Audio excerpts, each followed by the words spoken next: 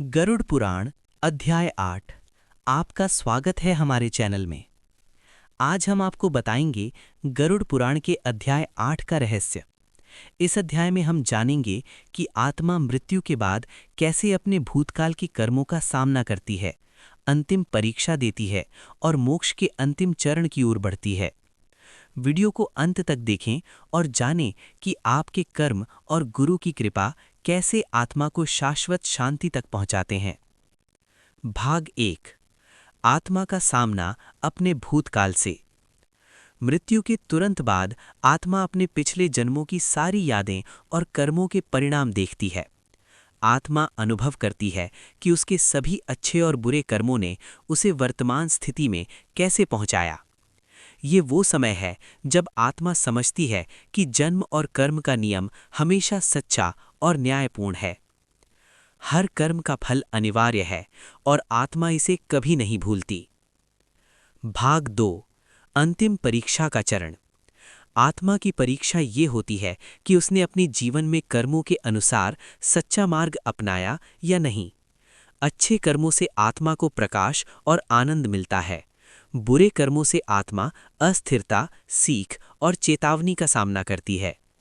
परीक्षा में ये भी देखा जाता है कि किसने धर्म और सत्य का पालन किया और किसने नहीं। भाग 3। गुरु और दिव्य मार्गदर्शन।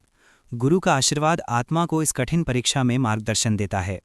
गुरु की कृपा से आत्मा अपने कर्मों की वास्तविकता समझ पाती है, सही निर्णय लेकर मोक्ष की दिशा में बढ़ती है।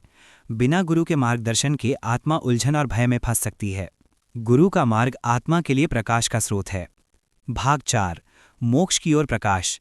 परीक्षा सफलतापूर्वक पार करने के बाद आत्मा को मोक्ष की ओर प्रकाश दिखाई देता है।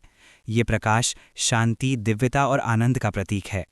आत्मा अब जन्म मरण के बंधनों से मुक्त होने के लिए तैयार होती है। ये समय आत्मा के लिए अत्यंत पवित्र और आनंदमय होता है। भाग 5।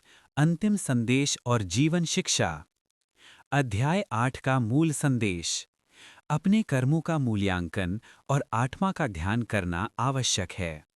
गुरु की कृपा और मार्गदर्शन ही आत्मा को सही दिशा देते हैं। अच्छे कर्म, सत्य का पालन और ज्ञान ही मोक्ष की कुंजी हैं। ये अध्याय हमें याद दिलाता है कि हमारा जीवन केवल कर्म और ज्ञान से ही मूल्यवान होता है।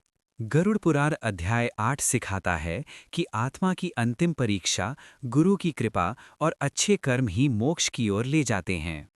हमारा जीवन इस उद्देश्य के लिए है कि हम अपने कर्मों और ज्ञान से आत्मा को शाश्वत शांति तक पहुंचाएं। अध्याय 8 हाइलाइट्स। आत्मा का सामना भूतकाल के कर्मों से, अंतिम परीक्षा और आत्मा का मूल्यांकन, गुरु का मार्गदर्शन और आशीर्वाद, मोक्ष की ओर प्रकाश और दिव्यता, जीवन शिक्षा, कर्म, ज्ञान और गुरु का महत्व।